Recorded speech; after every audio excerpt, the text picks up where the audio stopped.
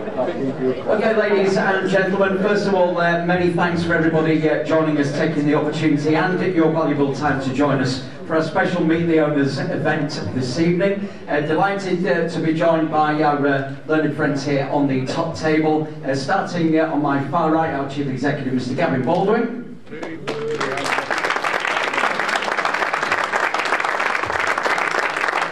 Our wonderful Chairman, Mr. Terry Bramall.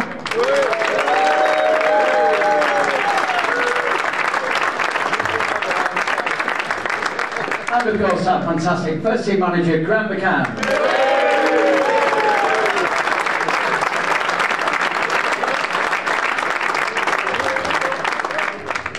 Before we start this evening, we all know the format, and if we can kindly ask everybody to take the opportunity to set phones and mobile devices to silent or off. If we can ask you to do that, that'll be very much appreciated.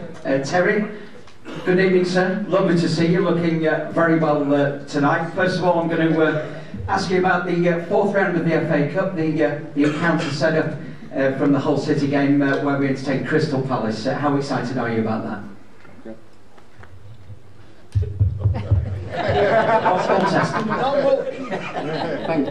Thank you, Jonathan. Well, first of all, may I say I'm not as excited playing on a Monday night than I would have been on a Saturday or a Sunday.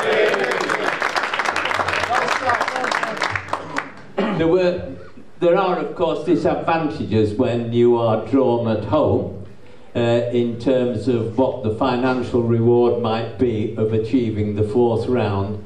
But then we looked at the other aspect of it, and that was it is a much better treat for our fans. So that's why we're doubly disappointed that it's moved from the weekend to a Monday evening, which just isn't as easy to get to.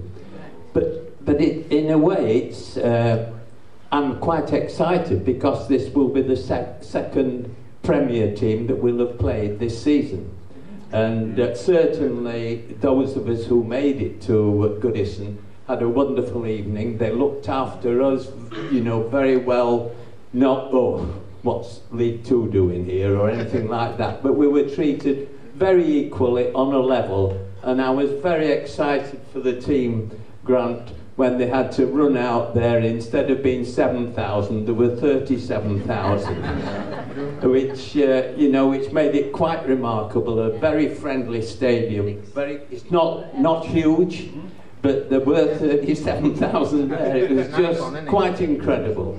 And we didn't disgrace ourselves. We didn't win that night, but of course, I think we more than made up for that with our performance in the FA Cup. And we know Crystal Palace keep winning at the moment, which so it's up to you, Grant, and the boys to draw that to a conclusion. Wonderful, Terry. Thank you, Gavin. I'm just going to just really point of clarification. There's been a lot of talk from supporters, wondering why the decision was made for it to be on a Monday night. Purely out of our hands, isn't it? Yeah, we have no input whatsoever. Just to expand on what Terry said, if we'd been on telly on the Saturday, which we fully expected, it was 125,000. iPlayer on a Monday night is 40,000. Wow. So it's a massive difference. Equally, it's a lot harder for you guys to get here. And we'd worked together with Phil's over there from the Matchday Experience Group, for instance. We were hoping it was going to be a Saturday. We were going to launch a lot of things that Matchday Experience Group were hoping to do. The big flags, the big fun park. We're still going to do a lot of that, but it is watered down on a Monday night. You can't open up 4 hours before kick-up, for instance. It just doesn't work. So, from our point of view, we're pretty bitter.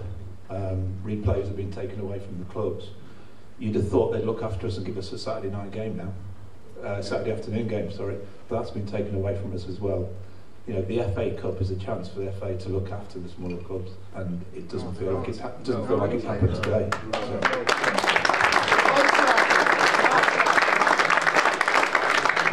Grant, from a footballing aspect, your preparations really don't alter any. It gives you another couple of days' preparation, doesn't it, ahead of a Monday night game? Yeah, well, just to echo what Terry and Gavin said, it's not ideal in terms of the when it's going to be played, but it hurts the preparation a little bit, get into the next game, if that makes sense. It just makes the week a little bit unbalanced for us, but we'll work around it. You know what, we can't do nothing about it. The fixture's the fixture, we have to get on with it. But from a from a financial side of it, for the football club, it's not great. But from our point of view, from the football side, we just got to concentrate in the game and see how we do, and hopefully give them a good game. And I think, you know, aside from all of that, it's still a fantastic fixture to look forward to. It is. I mean, it's like Terry mentioned, Crystal Palace are in great form. It's going to be a very tough game. 3 England internationals in their team. It's an exciting game for our young players and for all our team and staff. And it's an exciting game for our fans. And if we can have this place bouncing, who knows what can happen? Because when this place is loud and busy, it's a great place to play. It is the magic of the cup, and it was very, very hard earned with that excellent win at Hull. Yeah, it was a good win. To be fair, it's been challenging. You know, starting with Barrow scoring last minute, Barrow to win the game. The game at Kettering was tough. You know, a lot of people are thinking that's an easy win for Doncaster, but you just see what Tamworth did to Tottenham. It's tough when you go to them non-league games, so the boys dug in, got the job done. Good performance at Hull. Defensively, really, really strong. Scored a really good goal. Penalties. It was nice to win a penalty shootout for a change. And we've got a good reward with the game against Crystal Palace. Excellent stuff. Gentlemen, thank you very much indeed for your opening remarks there. We're now going to open the floor up to questions for around about the first 10 or 15 minutes of tonight. We've got lots and lots of information, very useful information to bring you, and updates as far as what is going on behind the scenes at the football club moving forward. So now is the time to have your questions at the ready. Raise your hands and making it a nice short journey for me. What's your name, sir? Who's your question for? It's Kevin, and it's a follow-on from what Gavin was saying. You said that yourselves or the club have no input in the TV scheduling, and that's what's governed the fixture, I believe. Who does have an input? Would Crystal Palace have an input, or is it totally the BBC? No, it's purely TV. Purely Crystal Palace are a really good club, to be fair, and last time they played us they were brilliant, worked with us. They're working hard to make the game accessible to their fans. We've also, through Terry, and Terry gave us the instruction of hopefully made it accessible through the pricing of the tickets as well. We haven't done what other clubs have done and charged multiple on top of the match day pricing. So it's, we're trying to make it accessible. Crystal Palace is trying to make it accessible, but they would have had no input whatsoever. Okay. At the start of the season, all clubs got increased distribution, and that was in return for having basically no choice whatsoever over the TV schedule in Sky or BBC. Thank you.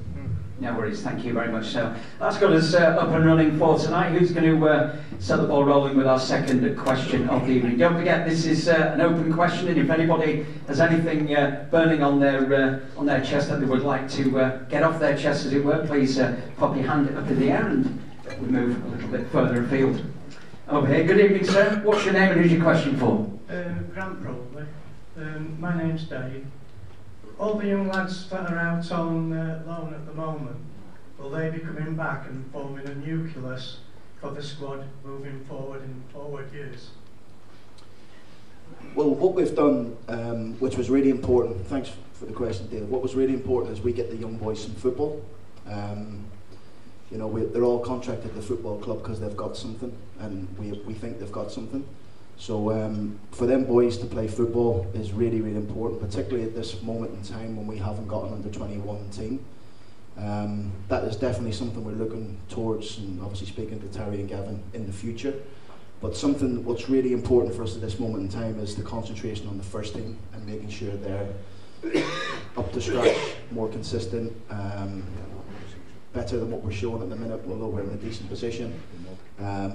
But the focus for them boys, they train all week, and the last thing they need to do is get to the end of the week with no game. So we've worked very hard. A lot of them have had some really good loans, some of them have been disappointing, but we've managed to keep them playing football, which is the most important thing for their development. I know that, I've got a boy similar sort of age to them lads who's 19, similar out playing football at National League North. It's the experience they're getting at this moment in time is brilliant in men's football, and that's something we can't give them at this moment in time. Lovely, thanks for your question, Dave. And very quickly, followed on by this gentleman here. What's your name, sir, and who's your question for? My name's Rick, and it's a question for Grant. Given the nature of the players that we've brought in, Grant, and now that we've seen most of the teams in the division, are you confident that we can football our way out of this division? Whereas normally, it's like teams that are the beauty and the beast that get through. Yeah, it's a really good question. I think we've got a really good team and squad now, and it's thanks to Terry and Gavin for helping us bring these players in and giving us the finances to do it, because it doesn't come cheaply. But we feel like we've got a real good squad and a nucleus of a squad that can definitely challenge. I think we've shown that for the majority of the season. I believe that Walsall are doing what we done second half of last season at this moment in time by winning 8 in a row, 9 in a row. But I do believe that if there's anyone apart from Walsall that can do what Walsall's done, it's us. We've shown that last season. We've shown that we can go on them sort of runs and play our way, through the teams that want to sit in a low block, and we can beat them. So, yeah, it's revolving. I certainly do think we're one of the better teams in the division when we're at our game, and I certainly think we've played a lot worse and lost in the game against Gillingham on Saturday. So it's important that we have both ways of winning, and I think we've shown that in many times this season. Lovely, thank you very much for that question. Let's see if we can get some questions over this side. I know it needs no introduction, but give us one anyway. Aaron, and my question is to Grant and also to Gavin and Terry overall. Obviously we've brought in 3 great young players.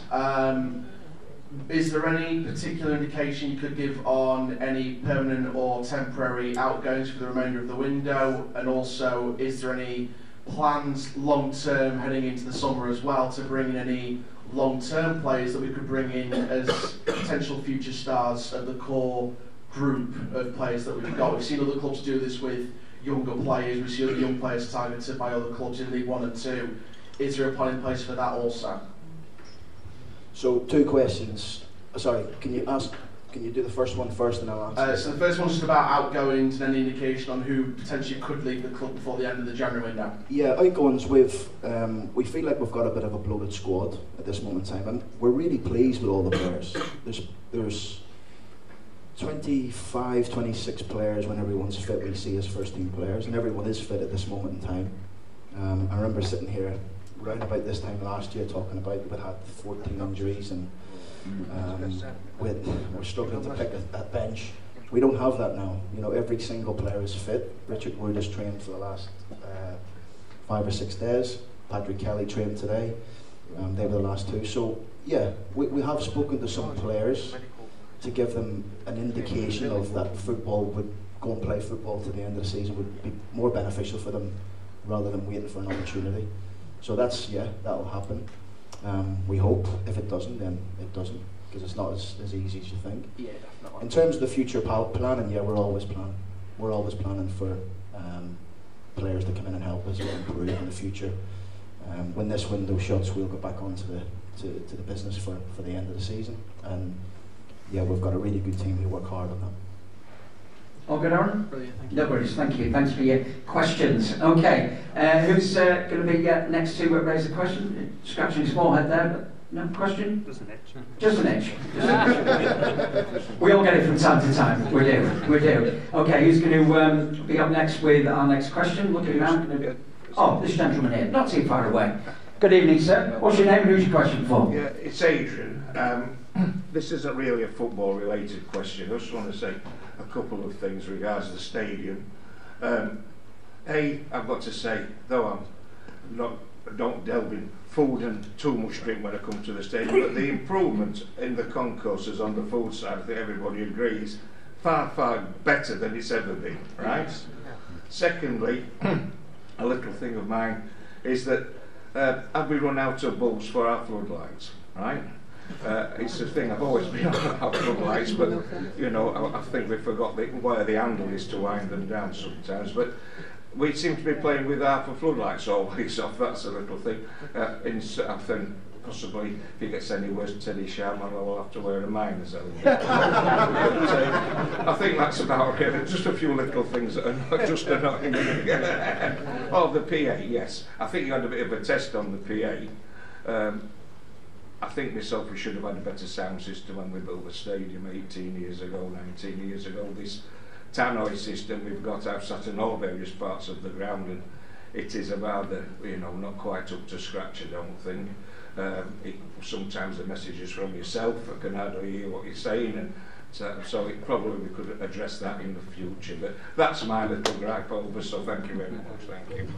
I'll just respond on thank you, a couple of things, if that's okay. All right, Gavin, yeah. Reference to the floodlights, yeah. I'm going to be slightly defensive, yeah. As in the floodlights get tested every year. Yeah. They've just been, I'm looking around the room at Chris whether he's here, but basically floodlights are operated by the referee, or they tell us what to do. Right. 30, you can do 30%, 50% or full on. Right.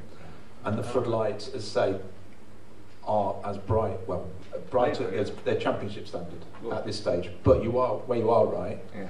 is that as it gets closer and closer to the end of the year, bulbs will go out. Yeah. And as long as they're above the level, criticising ourselves, we'll leave it, because it costs a lot of money to get up there to change a light bulb. But the lux levels get tested every time. Right. Reference the tannoy system. I was telling Terry today, because it is a big conversation within the three of us. Yeah. When the stadium was procured, they were told they need to spend £600,000 on the tannoy system. They spent £200,000. Oh, right. So we've got a tannoy system that's basically, from a music perspective, not fit for purpose. Yeah. Within that tannoy system, if we were to replace it like for like, there's 20 miles of cabling that goes through ceilings, concrete, etc. So we're working with a local supplier at the moment to give us options, which is why it's been tested the other Saturday, you're exactly right, to see how we can make it better, to generate a better atmosphere, to make sure that we can turn it up in the concourses, down in the bowl, up in the concourses, etc., and give us the flexibility. And the one thing that stands out in my mind, I don't know if people came to the FA game with the Women's International, but they brought in looked like temporary speakers, but they were huge, and they were unbelievable. It was the best atmosphere, as in from a music perspective, could believe. So we've got people looking at options for us. But as I say, a like for the tannoy, we're told would be about 600,000 at this stage, which is why we're looking at different options. There's different technology now from when the stadium was put in.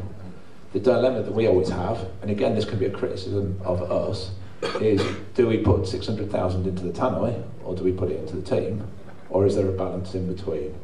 And those are conversations ongoing, but totally agree with what you say with the tannoy. Lovely, thank you very much, Gavin. Phil asks, Gavin, can you tell us about the training ground developments? I've seen that there are some work expected very soon. What are they? Well, we've got Stuart from Workblocks who's going to do a presentation later, so I'll let him tell them the detail of training ground works. The background of it was Grant, in a positive way, put myself and Terry under some pressure to improve the facilities at the training ground. The gym, the medical facilities were tired, I think it's fair to say. But equally, just to give you a bit of statistics, on injuries last year, and Adam will correct me, but the basis is right, we spent about £330,000 on operations. 330-ish. It's 320 is the insurance figure, we overspent it, and that may be slightly wrong, but it's going to be right within a couple of thousand. At this time last year, we'd spent 160,000.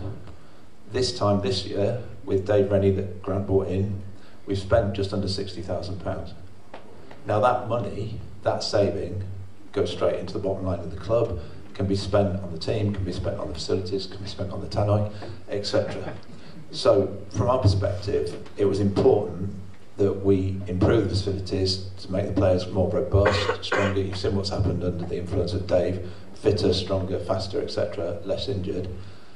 Equally, when we're trying to attract better players to come to the club, and this is what Grant will tell you more ably than mine, then if they come down the training ground and see a brand new facility, we're going to attract players that if they're torn between two clubs, are going to be more likely to join us. So the Workblocks are here to tell us about it, and they've been great to work with, and we're really excited about it. We're expecting planning permission, hopefully if it goes positively, to be through by the 5th of February, and then I think the word is first spade in the ground, etc., etc. But Grant, do you want to give a bit of background on why you came to us with the facility? Yeah, I mean, I don't know how long the gym's been there, the porta cabin at the training ground. I don't know how many people's been to the training ground, but it just got to a point where it wasn't fit for purpose really for the team to be in there, but just because number one, they couldn't jump, and we do a lot of jump testing in the morning with the players, so if they jump they hit the roof. So we're having to bring the players into the canteen, which is not great in the mornings, to do their jump test and to see where they are from a physical point of view every morning. That was the first thing. And the second thing, we just needed a bit more space, really. You know, we want to try and improve all the time, and when I spoke to Gavin and Terry about it, you know, it was the fact that they've obviously backed the football club to do this and help us. And when I first come here back here at the start of last season, we brought a lot of the new signings to the stadium, you know, rather than the training ground, because we didn't want them to see right away what they see when they go in there. And look, we are fortunate to what we have at the training ground, but like, you know, Adrian was just saying, we want to get back in the championship, and that is a journey, you know, that in the training ground is one of the most important things for that, because when players come and see a training ground, that's, you know, they go in and they see the gym, and they see the physio room, and they see the bike room, and the canteen, the girls, they want it to be a place where they can feel part of, like homely. And I think that's probably the biggest thing for it, really, is to make sure the players feel like they're coming into a place where they want to stay. They don't want to just train and go home. They want to stay. They want to hang about for a bit with each other and try and create that bond and togetherness that we all want at this football club. I will say as well, though, that it can only happen because of Terry outside of it. And where I don't like talking about Terry and money is people see owners of football clubs as just for money, and it's not sycophantic, it's not backstabbing. Terry brings far more to this than the money that he brings in. But when Grant came to me saying they want a new facility, I must admit, it's sharp intake of breath, because, you know, to go to the owner saying we need to spend this amount of money, and it was probably one of the easier conversations we've had, because I think Terry saw the facility, and Terry wants to be proud of what we've got down there, and Terry backed it straight away, and that is a significant sea change in the club and how we operate, etc. So, as I say, I would hate if people see Terry as the owner and therefore money, because there's much more to it. But without Terry, this would not be happening, and it is a significant change to what we've got down there. I don't know if you want to add anything, Terry, because you saw it. You spoke to Richard Wood, I think, which was one of your conversations. Yes, I did see it, and what amused me there, I thought Grant was going to say another reason why we needed to change it quickly, and it's because the weights kept dropping through the floor, and which is not really what we want to be doing. And I was not prepared to act as quickly as Dave and Grant may have wanted and put up another porta cabin. So that's why we're going and we're putting up a permanent building that hopefully will endure at least until we get into the championship.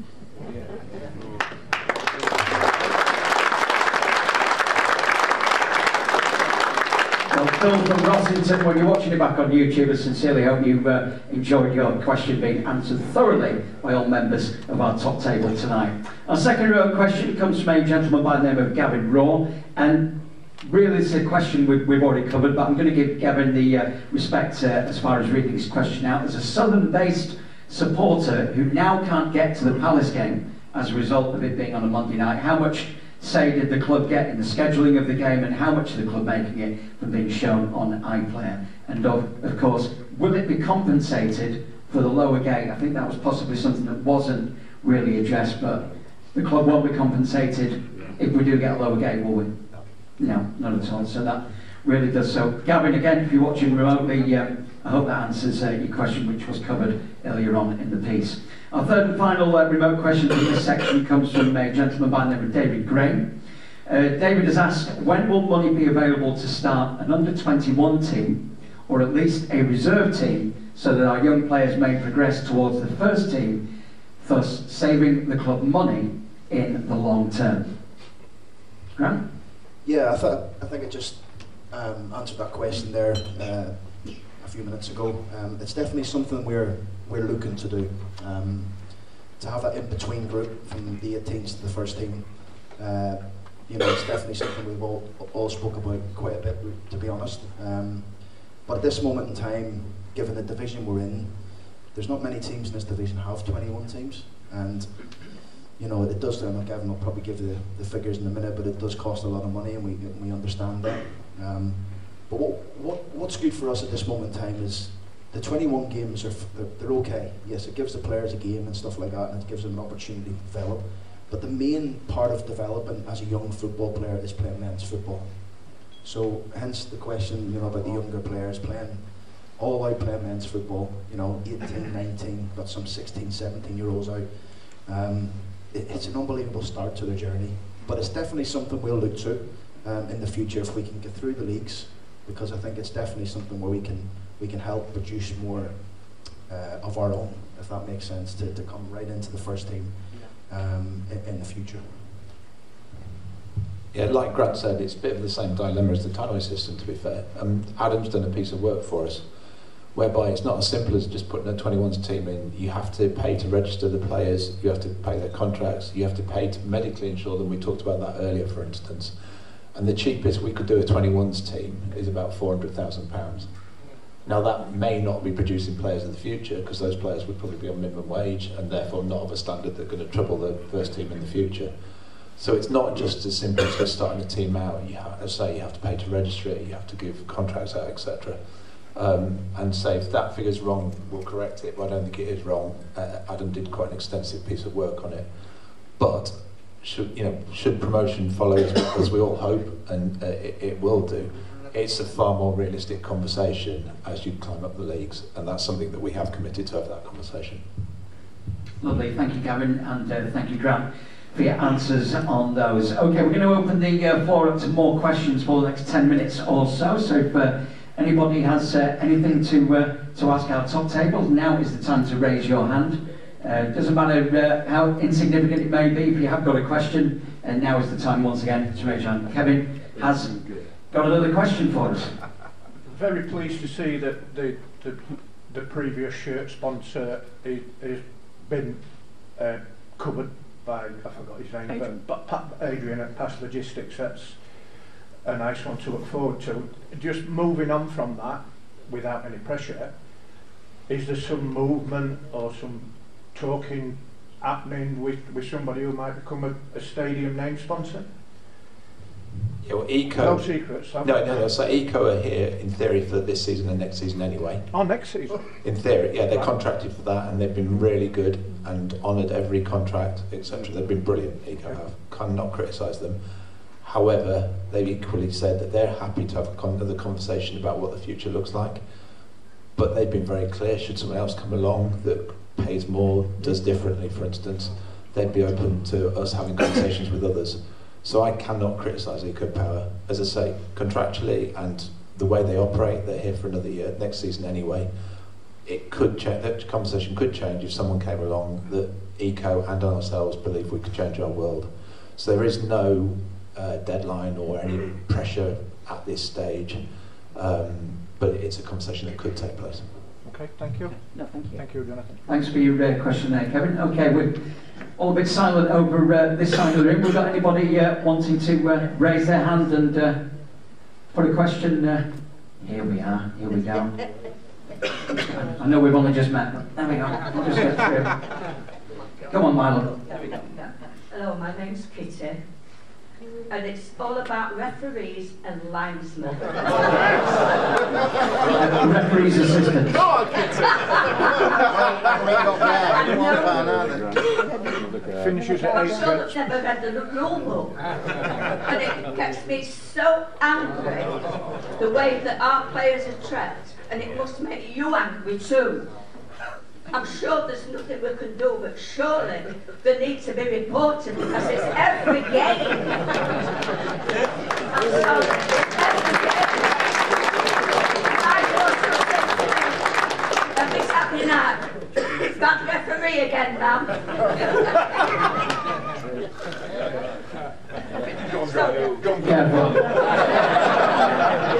worry, Grant. The FA are watching. Camera off. The FA are watching, don't worry. No, listen, I think I speak for a lot of the managers in the league that they do get really frustrated with the inconsistency, I would say, more so than the bad decisions, because people make errors all the time, and you're not human unless you make mistakes. But I think the inconsistency of the referees and the linesmen and the fourth officials is something to be, whatever way you want to look at it. But it's the same for everyone, Kitty. Unfortunately, it's the division, and I think the higher you go, the better referees you get. But then you venture into the other things. But yeah, I think we just have to accept it. I think we need to keep ourselves in and around the top end of the division this year, and as long as we can, because the longer we're up there, they tend to give us the better referees. It's better, doesn't it? Yeah. They tend to give us the better referees, and yeah. So if we can do that, and it saves me from having to ring the head of referees every weekend, to be honest with you. Can we just do something spontaneous, because we've got to fill in the questionnaire. How many people in this room would want VAR in League 2? No way. Okay, that's really helpful, thank you. You can't talk about the referee, can you? You can't have a conversation about the referee. Kitty, thank you very much for that. Do you feel better now? Yes. Good. That's the main thing. Okay, we're going to take one more question. I weren't going to lie. Good evening, sir. Lovely socks, by the way. What's your name and who's your question for? Mick Collingwood, for Grant actually. Did you get books at this? Yes. How many is that this season? Well, I think Adam informed me I'm one away from a suspension, so... Talking about the inconsistency of referees, which I agree, but I do have some sympathy with them. What about the inconsistency of the rules? They change every flaming week. At least every season there's something new comes in. And I've got some sympathy with the referees. Yeah, no, I definitely agree with you. I think I do think the referee, there is a lot of different permutations around it. I do think there's the inconsistency comes from some of the referees not understanding certain parts of the rules, and then one does and one doesn't. And yeah, it's just where we are at this moment in time. I do think that needs to improve all through the Football League right into the Championship. But like I said, the higher you go, you tend to get the better referees, or higher you are in the division, whatever league you're in, you tend to get the better ones, and you can have conversations with them. There was a period of last season when we didn't start too well that we got. I think we got. Was there 9 new referees, Adam? Is that right? In League 2 last year? Yes, right. There was 9 referees. I think we had 8 of them in the first 9 games. So it gives you an indication. When I say new referees coming from non-league and into the Football League, which is brilliant because it's good for their development, but we end up getting them in the first 8 of them in the first 9 games. So, and it's all to do with the position. That's all it is. The higher you are in the division, you tend to get the better referees, and hopefully we can stay up there. Okay, we have some more remote questions for you, gentlemen, on the top table, and this is coming from James, who resides in Ascot, and this is for Gavin. Gavin, what is the role of the Shadow Board? Do they contribute anything of value to the club or to us as fans? Okay, thank you. I think there's about 8 members of the Shadow Board in here, and I'll quickly name check them. If there's anyone else, it's only because I've not seen you. So Jill, there is Jill, Len, Mark, Melanie, Derek, James, Phil and Gavin. And from my opinion, yeah, the fans need to be massively grateful.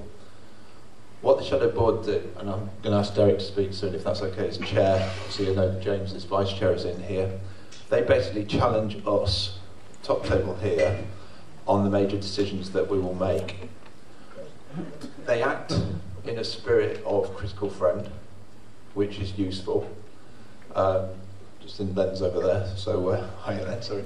Yeah, act in the spirit of critical friend, but part of being a friend does not mean that you're sycophantic and just tell people what they want to hear all the time. They are challenging. And so, for instance, the thing that sticks in my mind was the season ticket pricing for last year. Sean and I went with a proposal over here. They were very honest about where it should be, completely changed the strategy, and that season ticket saw numbers grow, season tickets saw it being highly affordable, hopefully everyone will agree. And that came from the Shadow Board and the challenge that they brought about. The latest challenge that we've had from the Shadow Board is being led with Phil, with the Matchday Experience Group, so that we try and improve the Matchday experience. So we're looking at improving the fan park, for instance, looking at the family ticket. The tannoy was raised there, for instance, quite robustly. So across the group, with all the major decisions we make, they will hold us to account. There's different department heads will turn up, so Gaynor from commercial will present the commercial strategy. If it's challenged, make sure it fits in with the values of the club. Chris will turn up from an operations perspective to make sure that the stadium is, as far as possible, fit for purpose, floodlights for instance, and have those communications. And across the board, all department heads will be held to account.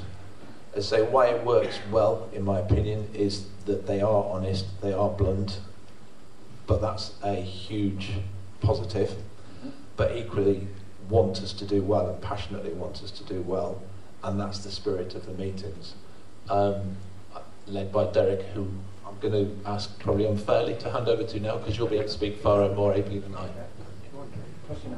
Good evening. First, being a very, very proud Askin lad, I'm personally going to go back to Askin, my old village, and find James for the question. James, I don't know who you are. Please, please, please reach out to any member of the Shadow Board. You will see how passionate these members are about what we do. Right. If I tell you, I'm going to give a huge shout out to my Deputy Vice tonight, right, James.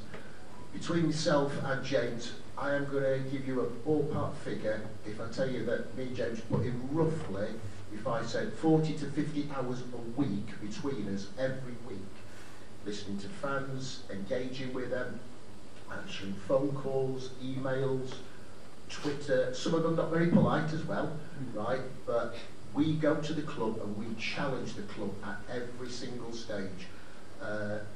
There are other clubs in this area who can only dream of the cooperation we get from Gavin, Sean, Terry. If I tell you now that there's often conversations, texts that are sent to Gavin, and if it's late on a night, I get a response from him at sometimes 5:30 in the morning, right? The hours this gentleman and Sean and others put in is off the scale. There is nothing that they will answer to us. If I tell you as well, and it's all minuted, we get access to the full accounts. There's nothing hidden whatsoever. Everyone asks us, do you get an input into players? We do not discuss tactics, who we're buying, what formation Grant goes to play. Before we have the meeting, we have a bacon butty and a cup of tea, we all have our opinion, and then it stops. These gentlemen here, right, and the ladies we listen to commercial, we get access to Matt in finance, Gaynor, everyone else. There is no one is off limits to us. And there are other clubs in this area that can only dream of such a relationship. And James, I'm going to say, reach out, find who we are, come and chat to us. If you think I'm wrong, listen, I know what it's like to be battered. I'm married, right? Okay. If I'm wrong, the only see my good lady will tell me I'm wrong all the time, right? If it was a waste of time, I've got a 110-mile round trip for a meeting here tonight. He's Gavin, who's fairly recently joined the board. He comes down from Scotland for games. Scotland, incredible. He's down there at Gillingham on Saturday, right? You've got people who come from all over. The hours that these people put in on a voluntary basis for you, and if you don't know who your rep is, you've got people in every stand here, obviously for access for home fans. Reach out, find us, and if we're impolite to you, we don't answer your question, then come back in and ask us why we're being impolite, because we're not. Everyone around that table is Rovers mad, right? And we're as desperate as you are to get back up into the league that we all believe that we can go in. There is nothing off the table, and I cannot speak highly enough for those gentlemen off the table. I'm definitely not getting paid for this because we get paid absolutely zero for it. But the one thing else I've worked out to that is Terry's values here, Mr. Braville's values for community are off the scale. He doesn't like getting the plaudits for it, but the stuff he does for this community and others around, he won't like to say this, but it's just incredible. And there's another chairman, probably a team 20 odd miles away, who doesn't engage with his fans, right? We all know who that is, and we've got the absolute opposite of that. And these gentlemen deserve all the credit they can possibly get. But James, don't reach out, and I'm going to prove to you that you are wrong.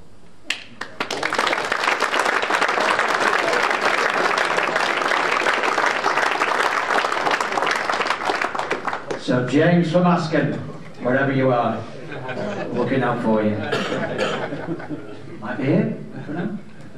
Okay, next question, Terry, if I can put this to you. It's in two parts. This is from Joshua. And are you fully invested in Doncaster Rovers? If so, what gives you the motivation? Thank you, Jonathan.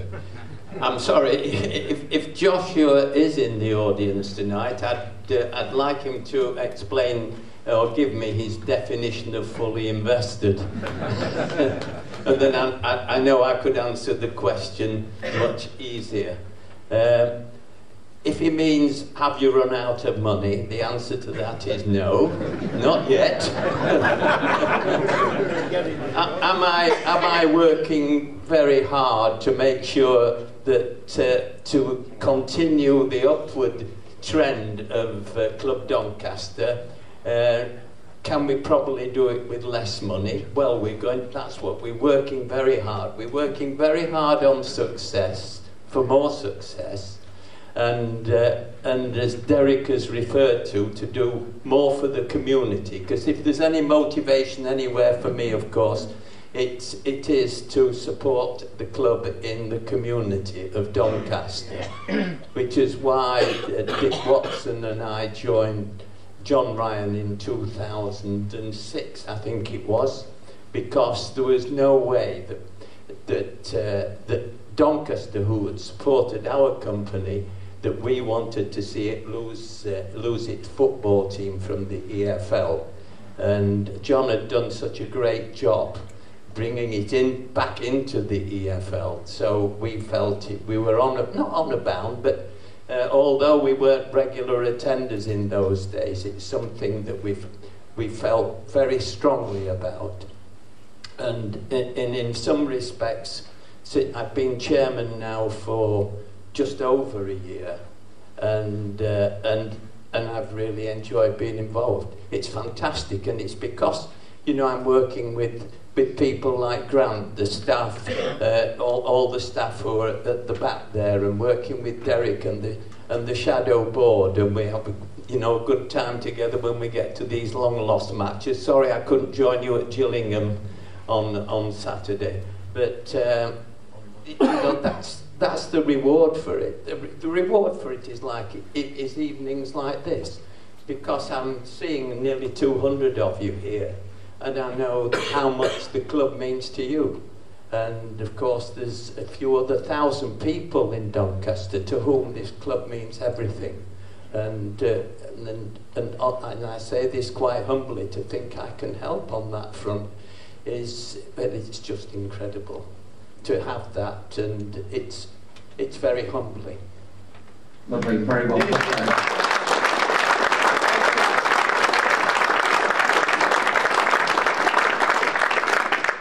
I did say there was two parts to this question. Oh, come on then, what is the second part? Second part. Can I just place on record, I have absolutely nothing to do with writing this question. This is a remote question. What happens to the club if you are no longer with us? You spoke last year of your own mortality and not being around forever. What is the succession plan? No? To answer that. It's actually a very sensible question, I have to say, and it's not something that I haven't given some thought to. I'm pleased to tell you, and I'm very pleased because it's about me, I'm feeling as fit as a fiddle. As I've just said, you know, I'm finding the times of being chairman and playing an active role as chairman, you know, very closely with these guys and other members of the staff and all of you. You know, I'm thoroughly enjoying it. For all, you know, all our business and family business, I've handed over that now to my second child, they're both daughters. And so the younger one has taken over as the, if you like, the chairman of the family. And her sister, her elder sister, thought that was a very good idea, and she's become vice chairman. So they look after all our activities, financial activities and philanthropic activities. And so that has given me a lot more time now to be with this role. I don't think there's a day passes where Gavin and I don't communicate. So it doesn't matter where we are in the world, modern communications allows you to work together, and we've got a lot to develop to support the team on the pitch. You know, they're a team, they're recognised as a team, but how much is that team recognised within the larger team, which is Club Doncaster? These are quite difficult things to bring to material, so everybody is feeling support. Everybody sees the objective, because the objective is more than what's on the pitch. It's the work you're doing in the community and building up the community and turning Doncaster into a proper city with things. And this is where the power of a football club. We know this through our education that we're doing, the Club Doncaster College, what results they're achieving educationally in examinations and principles, and we know they stand out. They stand out as one of the shining beacons for Doncaster College.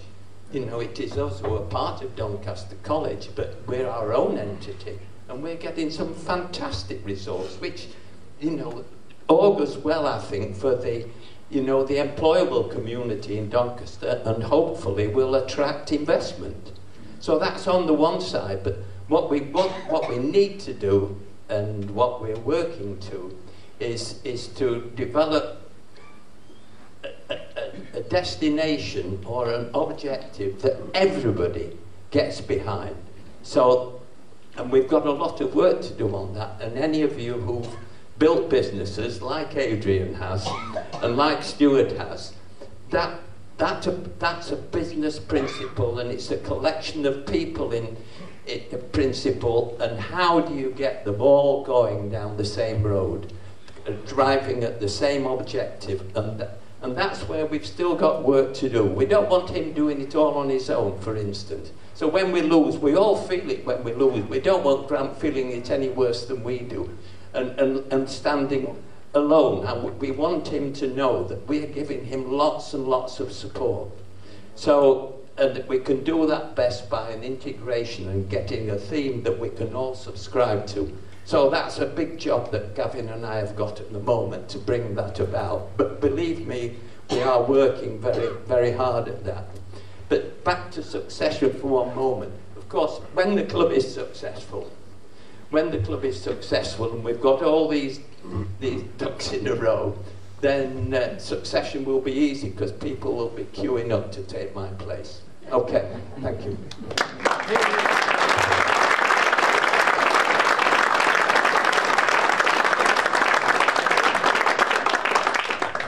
The better be good, that's all I can say. Right, final question to all of you gentlemen on the top table. Having heard very recently of the lack of communication between manager and a certain chair of another local club, could we have a brief insight into how club transfer business is conducted, please? Yeah, a lot of communication. A lot of communication. We speak constantly, myself, Gavin and Terry, which I think is always very, very healthy at any football club. So, yeah, lots of conversations. For example, I'll give you an example for this window.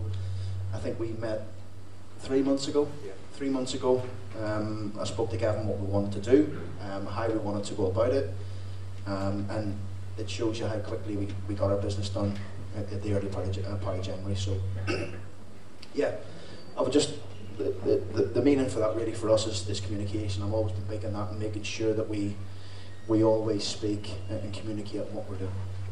Excellent, thanks Grant. Gavin, would you like to add to that?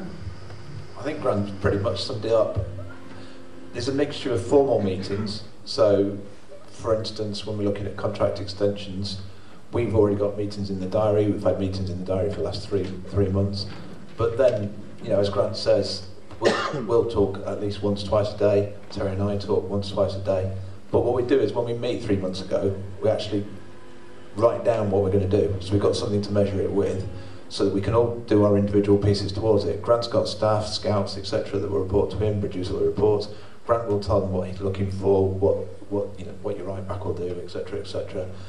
And therefore, when we meet them on the time, we just measure progress, and it works both ways. So, for instance, you know, Grant will challenge Terry and I, and say, "This is what I need. If you want us to get anywhere near, you know, first, second, third, fourth, fifth, playoffs or whatever," but equally challenges will go back to Grant. So I'll go back to the place of, it's not this cosy place where everyone's slapping each other on the back saying you're great. The meetings are challenging, and the meetings come with challenge, but it's all in the right spirit, and it's all designed to get us the promotion that everyone around this table wants. Terry, anything to add there, or I think I answered it in the previous... That's absolutely fine. I thought I'd give you the courtesy of offering you the opportunity. Thank you very much, Gavin and Grant, for reflecting on that question there. Okay, we're going to take our final batch of questions from the floor. If anybody has any more questions, got a gentleman very quick to raise his hand there. Good evening, what's your name and who's your question for? Bradley, spoke around. I'm just wondering if there's any players out of favour. We had Zane, who had a good season last season, he don't even get into the squad no more. No, absolutely not. We feel like we've got a really strong squad who all train really well. I can only pick 10 outfield players and 1 goalkeeper every week.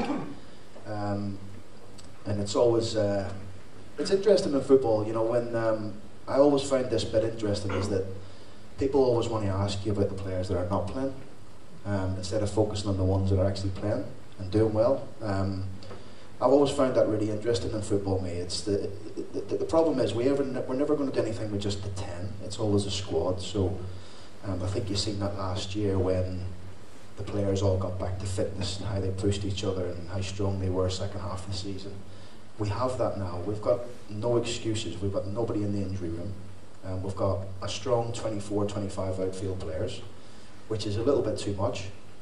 So 1 or 2 of them know they need to go and play football to just help themselves really for this year and next year. But we've got no unrest whatsoever. People might want to try and start it or make it or whatever, but you know, if you come to our training ground, it's a great place to be. The players train really well every single day. They're all together.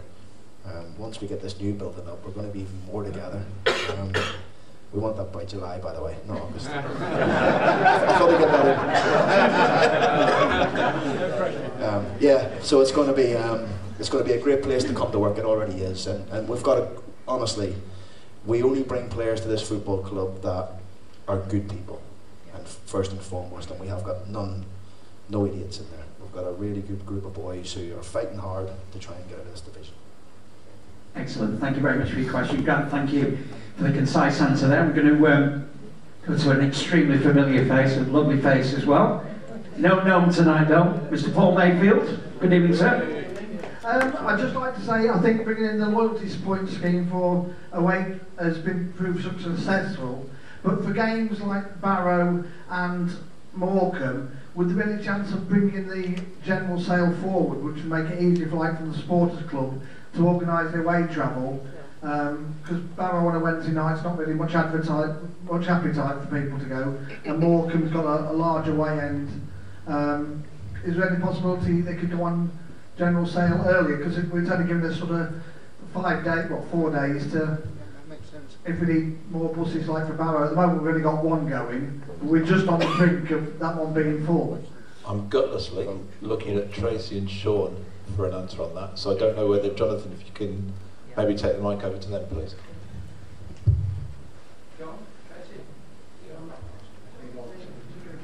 Yes, we can do that. There you go. Not the man from Del Monte, but the man from over there says yes. Right, okay. 2 hands raised. Okay. Aaron.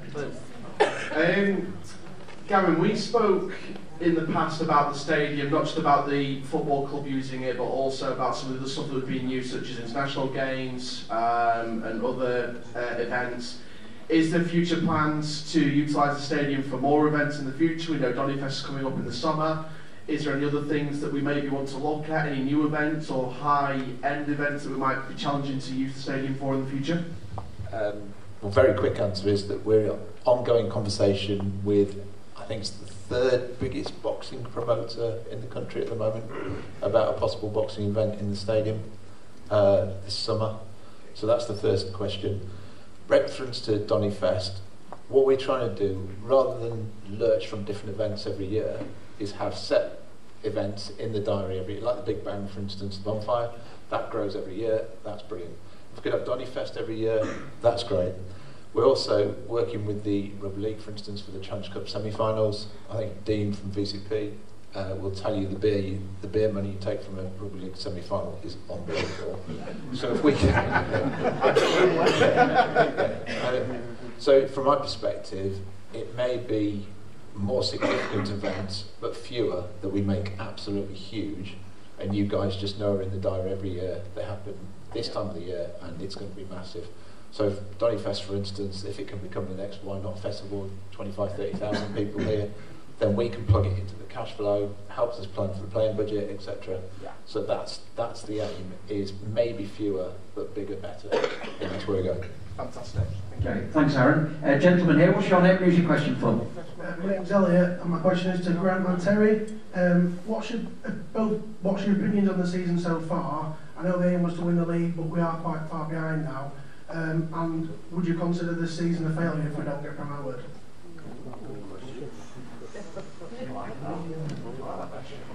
Yeah, really good question. I actually asked Adam. I asked him, you know, where were we at this time last year? So I was thinking back to this event last season, and I was thinking, what position were we in? How far were we off the playoffs? I think we're quite a bit. I think we're a good 15, 16, maybe even more points off the playoffs, probably 22nd, 23rd in the league. And I remember sitting in here with you and saying to you, look, you might think I'm a bit mad, but I still think we can get in the top 7, and we end up finishing 5th. You probably still think I'm a little bit mad, but I haven't given up chasing Walsall. That's where we are. You know, a lot of people in here probably thinking they're gone. That's not the way I work, and that's not the way the group that I've created have worked. So, to answer your question, we're still going to try and win the league, because if we don't quite win the league, we'll finish in the automatics, which is still promotion. If we don't get promoted this season, do I say it as a failure? Listen, I called the League One playoff season a failure. For me, last season was a failure. If we don't get up this season, I'd say it as a failure. That's the way I work. So I want that to drive the team, I want that to drive my staff, I want it to drive the fans, and I want it to drive everyone connected to this football club, because it's what we are, and we want to try and get out of this division as quickly as we can, and hopefully we can do that this year.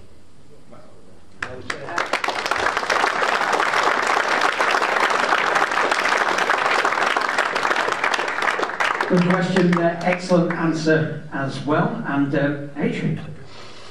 Question for Graham. This is your first club in League Two management, is that right? So what are your key lessons really from coming into League Two as a manager? Obviously, when you first came as League Two manager at Doncaster Rovers, you was finding your way, I think, wasn't you, within this division? What do you think has been the key lessons over the past year and a half in this division? Yeah, definitely the first half of the season. When I think back to, there was a lot of things really that we could look at. I.e., we brought in probably 13 or 14 new players. We had a lot of injuries, and I didn't really know the league, if I'm going to be totally honest with you. We were working on the job. We were constantly trying to educate ourselves about the teams, the staff, the managers, the amount of work that went into watching managers' press conferences, things you wouldn't even imagine. It took us a bit of time to learn that. It really did. Myself and Cliff, I would say. Some of the staff that was in the building knew the level, knew the league, so it was important to lend on them. To get a little bit of insight into teams that we're going to be coming up against, what's it like at this ground, what's their staff like. You know, I've come up against some of the managers that's obviously been here, dropped there, gone back again, but some I haven't. So it took me a little bit of time to understand that, and I certainly feel like I've educated myself at this level now. But it's not where we want to be. We want to be at the next one. You know, it's a level that I know very, very well. And I want to try and, obviously, like I said many times now, it's put us there, but it's a bit of a process, really. So it's a really good question, that, because I've thought about that myself, and I knew that as soon as I came to the football club about the level. So it's a lot of education, really, a lot of working with the staff, a lot of working with the players, but also trying to tie everything in as a one to make us better.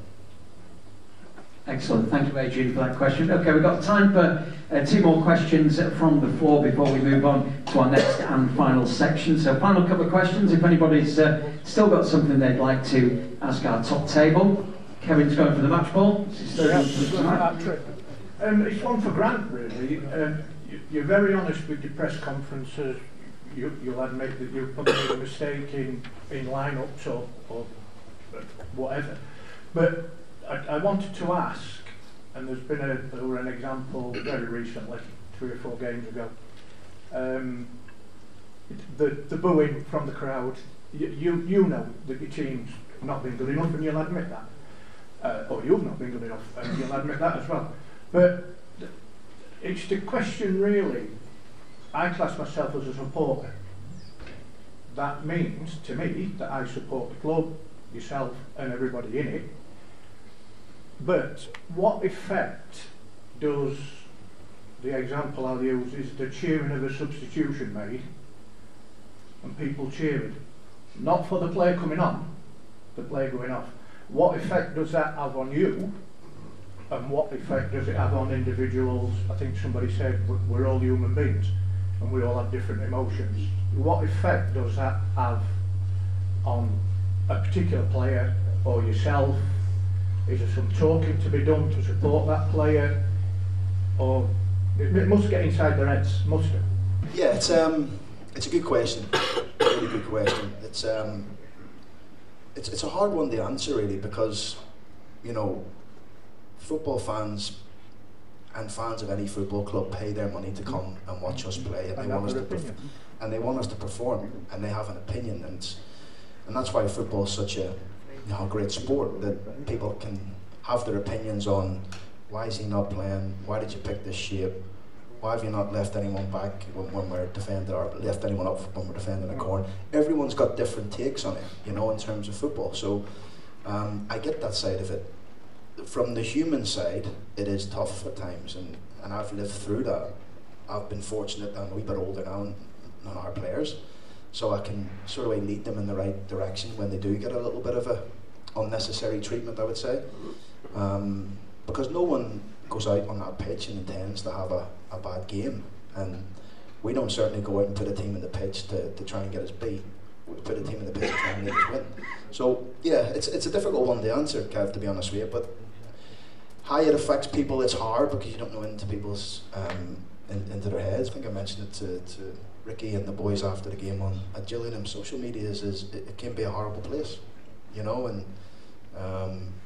it can be a good place when you win, and it can be a horrible place when you lose. And you've got to take the rough with the smooth. You've got to learn how to live with it, or if you don't want it and you don't want to see it, just come off it. But it's the young boys these days have all got these Twitters and Facebooks and Snapchats and whatever else they've got now. There's all different platforms that people can post on. So yeah, as a football club, we have to just support them, the players, when they get sort of treatment that they don't deserve, and we have to, you know, put our arm in them, make them, you know, show them how valuable they are to us, and hopefully they can go and produce. Somebody else chasing a match ball as well. For the hat-trick as well. I spoke earlier in the session about outgoings and things like that. In terms of incomings, Gran, I know you've spoken previously. Obviously, you brought in 3 brilliant young talents that have got a lot of potential. Is there a never say never situation about the future of incomings in the rest of this window, and also on current loanees? Is there an opportunity to pursue potential permanent contracts like Teddy Sharman-Lowe, for example, who, in my opinion, I think that he deserves a permanent contract should Chelsea not want him going forward? Well, to answer I'll answer the question, the last bit you answered me. If I told you what Teddy Sharman-Lowe's wages were at Chelsea, I think it'd scare the life out of you. That is scary. Yeah, that's that one. The young boys that's come in, they're really, well, I say young, yeah. Rob Street, Ethan Ennis, and Charlie Crew, we're really delighted with. If I went through the 3 boys, Rob, Cheltenham spent Lincoln spent a lot of money on him in the summer. I mean, a huge transfer fee. He just hasn't played the game, so we're fortunate we got him because there was quite a bit of interest in him. And I think over the games that hopefully you've seen, he's strong, he's quick, he takes no nonsense, he can ruffle people about. It's what we need at that top end of the pitch. I know Joe Armside can do that as well, but it gives us another option. Ethan's a really exciting player. He was excellent today. It was the best we've seen him today, and I actually said to him after training, I said, "You're getting there now." He went, "Yeah." So he's going to be exciting for all you fans when you see him play, because he's stop-start, he's so sharp, quick, can finish. And Charlie's an exceptional young talent from Leeds. 3 training days before leading into the Gillingham game, the players were just wow. And I've seen it myself, you know. It was a good debut for him on Saturday at Gillingham, because it turned into a scrappy game.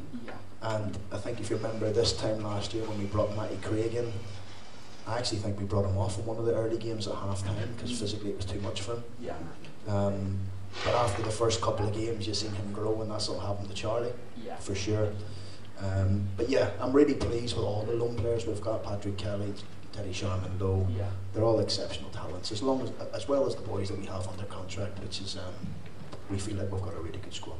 And is there a never say never in terms of the rest of the window, in terms of there may be a false signing if the right opportunity comes about? Yeah, you never know what happens in a window. You have to keep your eyes wide open, and we are, of course we are, because you don't know what could happen. You don't know if someone comes in for one of your players, or it's not that we're looking to sell. Well, I hope not anyway. but you never know. So we got to keep her. Like I say, eyes wide open. We've got potential targets if anything happens to any of our players. Anyone went, injuries, things like that, of course. Ladies and gentlemen, that does bring our event to a close tonight. It gives me the opportunity to thank all of you for attending tonight, but a special thank you to all the DN4 staff for being on hand to make sure we are very well watered this evening. To all of our top table tonight, to Gavin, to Terry, to Grant, very best wishes for Saturday as well. And it can't happen without you guys, can it? Thank you very much indeed for coming along tonight. I know we will be in good voice on Saturday and look to try and build on the excellent away win at Gillingham on the previous Saturday. So ladies and gentlemen, thank you. Stay safe, stay well, have a safe journey on this evening. Thank you.